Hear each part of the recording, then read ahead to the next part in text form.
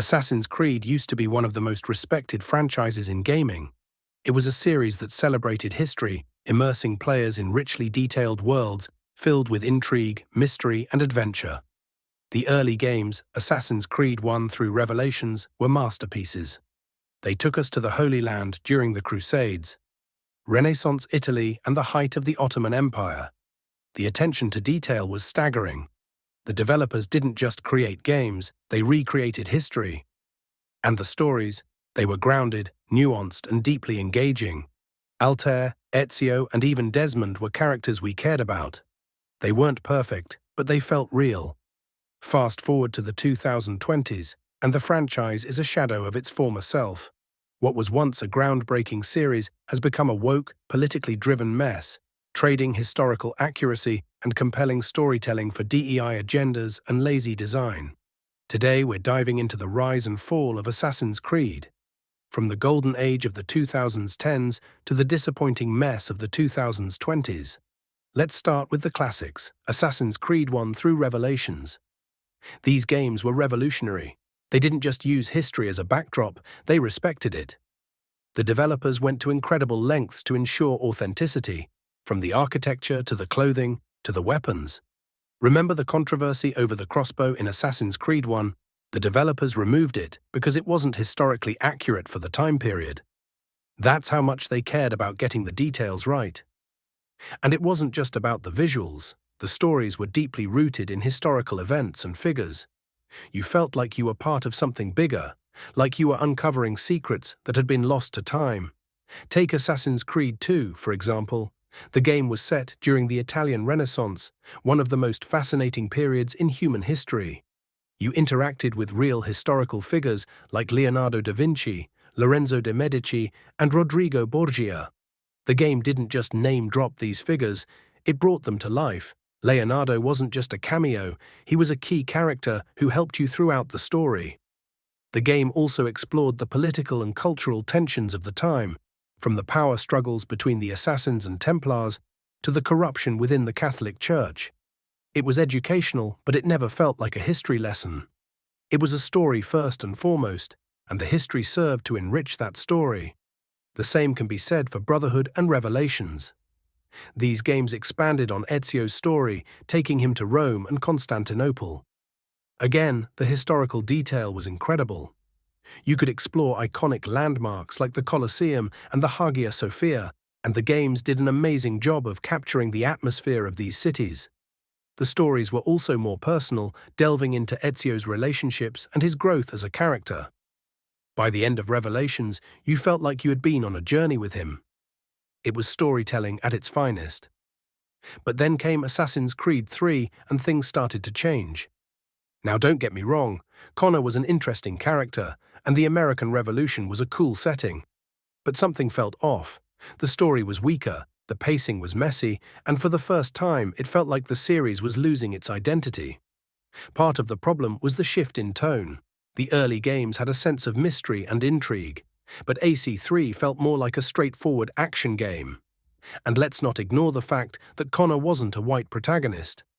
Now, I'm not saying every protagonist has to be white, but it's worth noting that this was the first game where the franchise started to shift away from its roots. It was also the first game where the historical accuracy started to slip. The portrayal of Native Americans, while well-intentioned, felt superficial and stereotypical at times. It was a sign of things to come. Fast forward to the 2020s, and the decline is impossible to ignore. Games like Valhalla and Shadows are a far cry from the early entries. The historical accuracy is gone, replaced by woke DEI agendas and lazy storytelling. Take Valhalla, for example. The game is set during the Viking Age, but it plays fast and loose with history. Female Viking warriors, or shield maidens, were extremely rare, yet in Valhalla you can play as a woman leading a Viking clan. It's not just inaccurate, it's disrespectful to the culture they're supposedly representing. The game also portrays the Vikings as noble freedom fighters, which is a gross oversimplification of history. The Vikings were raiders and conquerors, not heroes. But Valhalla ignores that in favor of a more politically correct narrative. And then there's Assassin's Creed Shadows, which features Yasuke, a black samurai. Now, Yasuke is a fascinating historical figure, but his story is shrouded in mystery. There's very little historical evidence about his life, yet Ubisoft is presenting him as a central character in feudal Japan. It's not just historically questionable, it feels like a blatant attempt to tick DEI boxes. And who are the villains? Almost always white men. It's as if Ubisoft is saying white men are the problem, while ignoring the complexity of history. The game also seems to prioritize diversity over authenticity, which is a shame because feudal Japan is a fascinating setting that deserves to be treated with respect. The decline of Assassin's Creed isn't just about historical accuracy. It's about the loss of what made the series special. The early games were about exploring history, uncovering secrets, and immersing yourself in a world that felt real. The modern games feel more like political statements than works of art. They're filled with lazy writing, historical inaccuracies, and constant virtue signaling, and the fans have noticed. They're tired of the woke agendas and the lack of respect for the source material. They want the Assassin's Creed they fell in love with, a series that celebrated history, not distorted it. So what went wrong? It's simple. Ubisoft stopped caring about what made Assassin's Creed great. They stopped prioritizing historical accuracy, compelling storytelling, and authentic characters. Instead, they started chasing trends, pandering to the woke mob, and sacrificing the soul of the franchise for the sake of diversity quotas. And the fans are the ones who suffer, but it's not just about Assassin's Creed, it's about the broader trend in the gaming industry. Western developers have become obsessed with woke ideologies, pushing feminism, LGBTQ+ agendas, and anti-straight white male narratives. They've forgotten that games are supposed to be fun, not political sermons.